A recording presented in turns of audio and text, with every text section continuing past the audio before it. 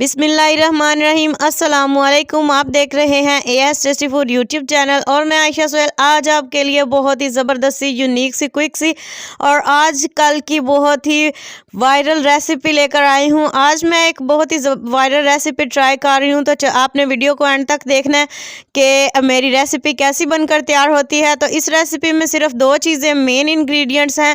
एक तो है यहाँ पे चीनी और यहाँ पे 1 प्याली चीनी मैंने ले लिया। 1 से 1.5 प्याली चीनी में जाएगी और इस चीनी को जो है वो हम गर्म होने के लिए चूल्हे पर चढ़ा देंगे। जैसे ही हमारी चीनी गर्म होगी तब हम नेक्स्ट स्टेप की तरफ जाएंगे। और दूसरी चीज़ है यहाँ पे मेरे पास ऑरेंज जूस। तो घर में फ्रेश ऑरेंजेस पड़े थे तो मैंने इनका जो है वो जूस निकाल लिया है।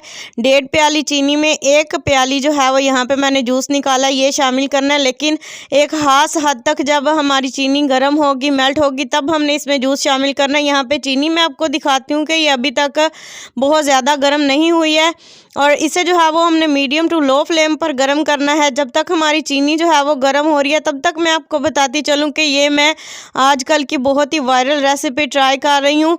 मुझे सब ने बहुत मना किया था कि आपने ये रेसिपी जो है वो ये मत बनाओ, ऐसा नहीं होता, ये चीज़ नहीं बनकर तैयार होती। लेकिन फिर भी मैंने सोचा कि सब बना रहे हैं तो मैं भी जो है वो इसे ट्राई करूँ। तो देखते हैं कैसी हमारी ये रेसिपी बनकर तैयार होगी। चीनी यहाँ पे हल्की हल्की सी मेल्ट होनी स्टार्ट हो गई है और ये एक ऐसी रेसिपी बनकर तैयार होगी कि जिसे आप एक बार बनाकर पूरा साल भी इस्तेमाल करेंगे तब भी जो है ये ख़राब नहीं होगी। इसे सेव कैसे करते हैं, स्टोर कैसे करते हैं, ये भी मैं आपको बताऊंगी। तो यहाँ पे देखें चीनी जो है वो काफ़ी हद तक मेल्ट होना स्टार्ट हो गया। फ्लेम को आपने हाई नहीं कर देना कि अगर चीनी नहीं मेल्ट हो रही तो आप फ्लेम को हाई कर दें, नहीं, बस आपने मीडियम टू लो फ्लेम पर जो है वो चीनी को मेल्ट होने के लिए रख देना है। तो मैंने सोचा ऑरेंजेस जो हैं वो जा रहे हैं, जैसे कि अब सर्दियां ख़त्म होती जा रही हैं, तो मैं ये रेसिपी बना लूं और रमज़ान के जो है रमज़ान का पूरा महीना बहुत ही काम आएगी अगर ये रेसिपी मेरी अच्छे से बनकर तैयार हो गई तो यहाँ पे देखें चीनी जो है वो हल्की फुल्की सी मेल्ट हुई थी और मैंने इसके अंदर जो है वो ऑरेंज जूस डाल दिया है। तो यहाँ पे आप देखेंगे कि एकदम से जो चीनी है वो सारी पैंदे के साथ चिपक जाएगी, मतलब सख्त सी हो जाएगी और आपको लगेगा कि ये ख़राब हो गया, लेकिन ये ख़राब बिल्कुल भी नहीं होगी।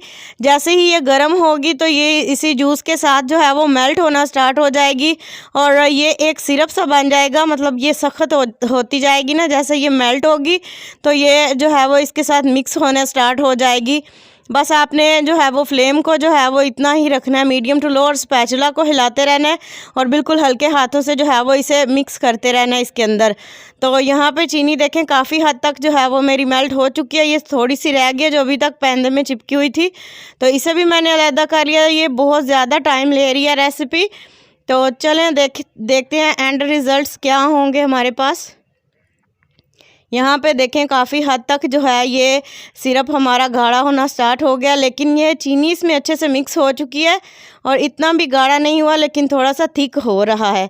तो यहाँ पे जो है वो हम इसे चेक करेंगे पानी के अंदर डाल कर के। ये देखें बिल्कुल ये अभी मुलायम है, ये अभी टूटने वाली नहीं बनी। जैसे ही हम इसे पानी में डालेंगे और ये फ्रीज़ होकर टूटने लगेगी, उस हद तक हमने जो है वो इसे जो है वो पकाना है।